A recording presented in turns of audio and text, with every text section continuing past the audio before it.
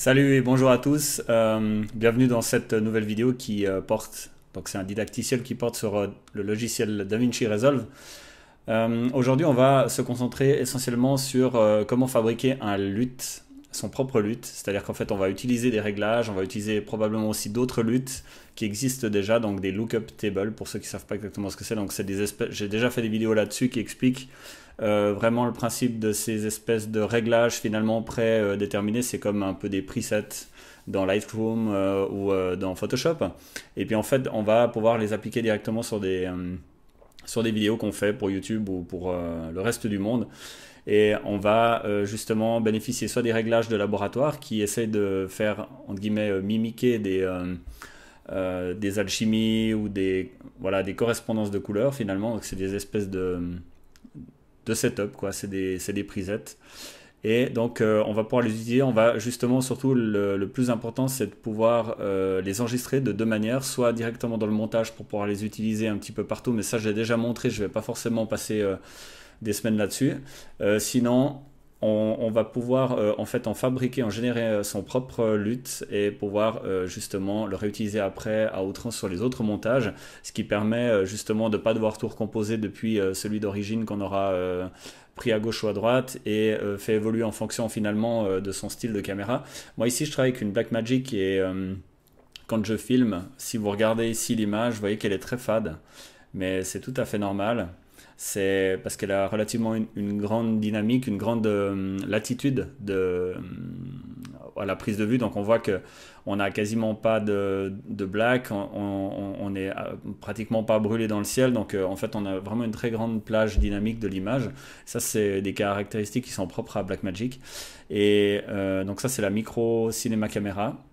Donc on voit que les fichiers sont vraiment très flat comme ça. Et je sais que c'est la mode de parler de flat, fichiers flat comme ça sur internet, donc je vais pas m'en priver.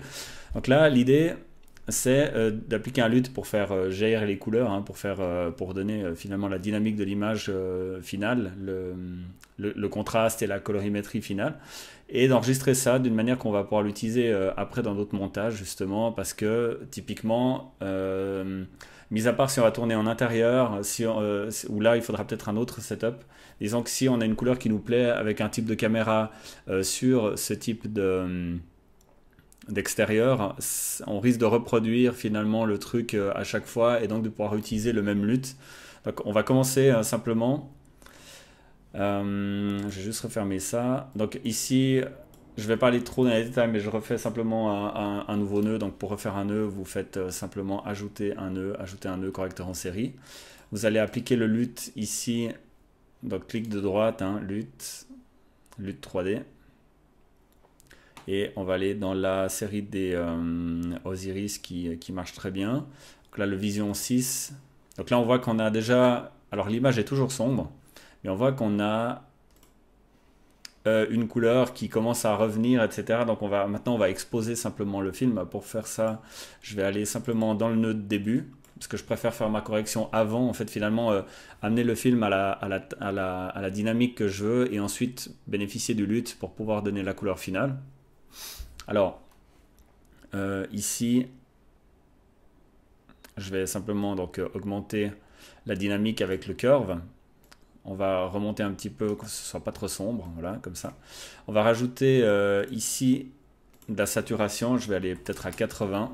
Voilà, on voit que là on commence à avoir une couleur de peau qui est pas mal. Et puis je vais réchauffer un peu l'image parce que la température est un peu froide. Voilà, donc là, je dirais que j'ai vraiment une bonne image qui me plaît bien à moi, hein, personnellement. Après, c'est toujours des critères qui sont personnels. Et donc maintenant que j'ai ça qui me plaît bien, je vais peut-être redescendre encore un tout petit peu le black. Voilà, on voit que sur mon spectromètre ici, j'ai une bonne dynamique, donc je suis bien. Peut-être redescendre un tout petit peu les aigus, légèrement, mais enfin voilà, c'est trop fort rien. Et maintenant, j'aimerais sauver ça. Alors j'ai deux manières, et ça vous l'aurez déjà vu peut-être dans une autre vidéo. Je vais juste refermer ça, voilà. Donc la première manière, ici on voit qu'on a le réglage et là on ne l'a toujours pas, donc je vais enregistrer ça dans étalonnage,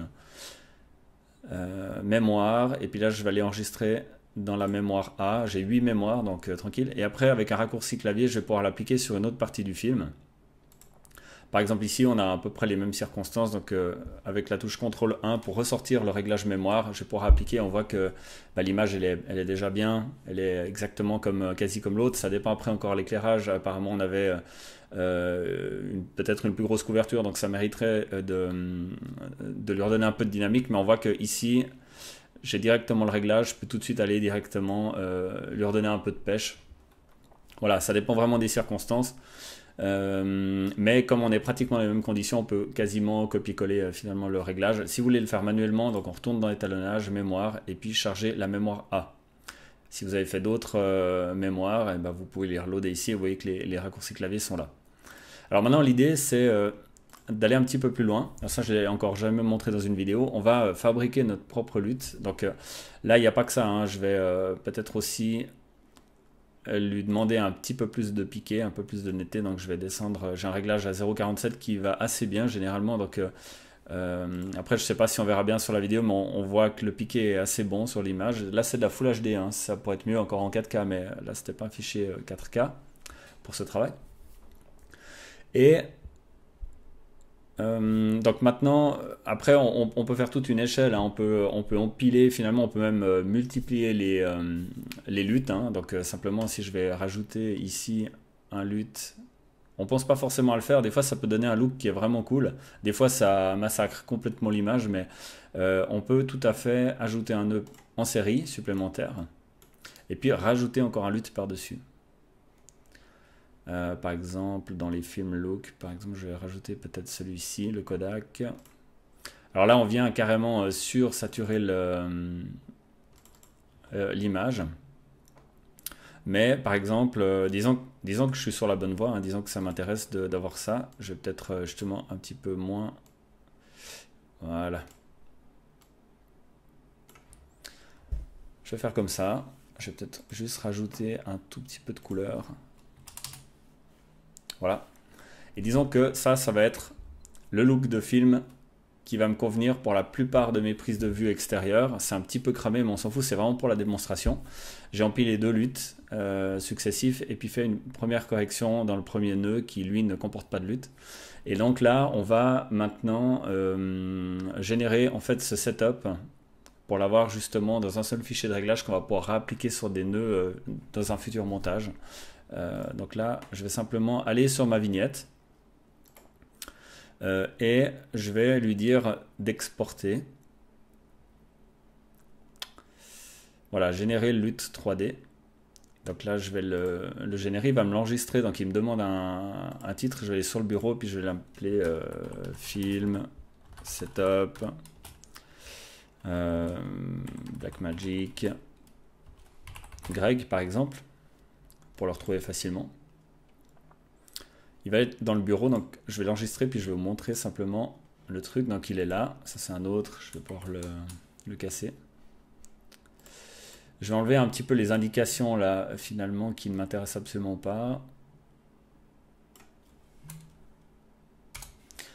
Voilà, il faut qu'il y ait un point cube, hein, justement, ce qui est assez caractéristique de ces luttes, justement, de ces lookup tables. Donc film, setup, Blackmagic Greg, donc on le retrouve ici. Et puis maintenant, ce que je vais faire, c'est que je vais vous montrer où aller le mettre pour pouvoir en disposer dans les prochains montages. Donc après ici, on voit, normalement on est comme ça, hein, dans le setup de base pour faire ces films, justement, on a un petit peu le réglage comme ça. On peut avoir la bibliothèque de médias, etc. Et notamment les autres LUT qui sont ici, disponibles directement pour les appliquer. Et donc on va simplement demander en cliquant de droite ici de pouvoir ouvrir l'emplacement de fichier. Ce qui fait qu'on arrive directement dans la bibliothèque de DaVinci Resolve ici. Donc on voit qu'ici il y a la série de luttes, on les retrouve tous justement. Et puis je vais juste fermer ça, je vais le mettre dedans. Ici à la racine, hein, parfaitement à la racine. Je vais sauver juste mon setup, voilà, enregistrer le projet. Alors maintenant l'idée c'est de le reloader. Donc ce qu'on va faire, je ne sais pas si on peut reloader directement ici. Rafraîchir, voilà. Donc là normalement DaVinci aura rafraîchi son dossier de librairie et on devrait le retrouver normalement ici. Donc ce qu'on va faire, c'est que je vais tout casser. Alors regardez bien le réglage couleur ici. Si on a bien réussi, normalement on devrait arriver du premier coup pile dessus. Tac, alors je le referme ici. Je vais déliter tous les trucs, je vais resetter tout mon setup de base. Donc là je suis à l'origine vraiment, c'est le film tel que je l'ai pris à l'origine, donc je vais rajouter simplement un nœud. Et puis je vais aller rechercher mon réglage ici, LUT 3D. Où est-il?